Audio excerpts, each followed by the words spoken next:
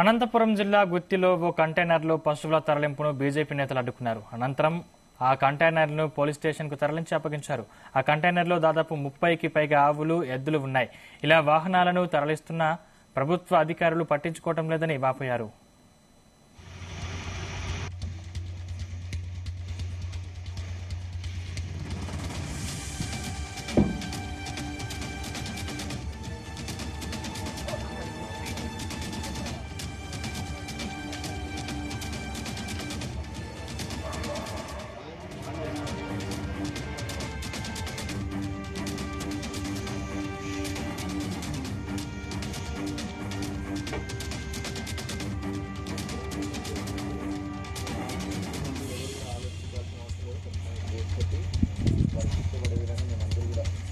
గత నెల ఫిబ్రవరి 7వ తారీఖు నాడు ఇదే గుత్తి కాసేపల్లి టోల్ ప్లాజా దగ్గర 60 ఆవుల్ని ట్రాన్స్పోర్ట్ చేస్తున్నటువంటి ఒక కంటైనర్ బోల్తాబడి దాదాపు 38 ఆవులు చనిపోతే ఆ విషయం మర్చిపోకముందే ఈరోజు గుత్తి పట్టణం పోలీస్ స్టేషన్ ముందు ఉన్నటువంటి ఈ వెహికల్ ని మనం చూడొచ్చు.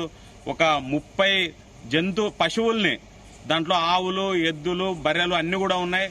దీన్ని పెద్ద ఎత్తున ఇటువంటి ట్రాన్స్పోర్ట్ జరుగుతుంటే ఇక్కడ ఉన్నటువంటి రాష్ట్ర ప్రభుత్వం ఆంధ్రప్రదేశ్ ఎనిమల్ ట్రాన్స్పోర్ట్ యాక్ట్ గాని, Andhra Pradesh and Telangana cow slaughter act గాని పాటించుకోకుండా ఇటువంటి కంటైనర్లకి పర్మిషన్ ఇస్తూ ఎట్లా పడితే అట్లా రోజుకి వందల సంఖ్యలో ఆవుల్ని చంపబడుతుంటే ఈ యొక్క రాష్ట్ర ప్రభుత్వం ఏ గుడ్డి గుర్రాల పండ్లు దోముతుందని చెప్పి, ఏ గుడ్డి గాడిదల పండ్లు దోముతుందని చెప్పి సందర్భంగా ప్రశ్నిస్తున్నా.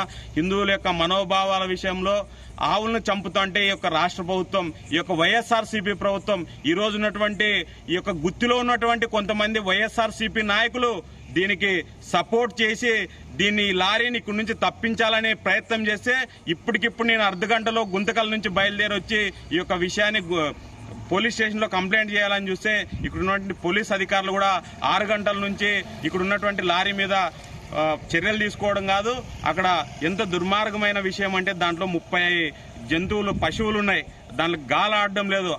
అక్కడ పైకెక్కి చూస్తే ఆ కంటైనర్ ఇట్లా అల్లాడుతుంది దాని యొక్క శ్వాస సంబంధించి. మరి మానవత్వం లేదా, లేకుంటే డబ్బే అన్ని ప్రపంచమా? డబ్బుతోనే మీరు అన్ని కూడా సాధించగలుగుతారా?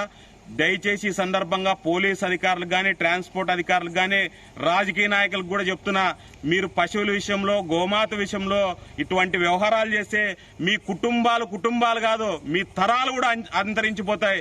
ఇది దేవుడు క్షమించాడు మిమ్మల్ని. పొద్దున్న లేస్తేనే బొట్లు పెట్టుకుని డ్రామాలు చేసే వైఎస్ఆర్సీపీ నాయకులారా, దీనికి ఎవడు బాధ్యత వహించాడు రండి అని చెప్పి సందర్భంగా సవాల్ విసులుతున్నా. దీన్ని విడిచిపెట్టే ప్రసక్తి లేదు. ఎన్ని వందల ఆవులు ఇటు నుంచి ట్రాన్స్పోర్ట్ చేస్తున్నారు, దీంట్లో మీ పాత్ర ఏంది మేము తప్పకుండా తేలుస్తాం. దీన్ని ప్రజా సమక్షంలోకి తీసుకుపోతాం. హిందువుల పక్షాన మేము పోరాడతాం.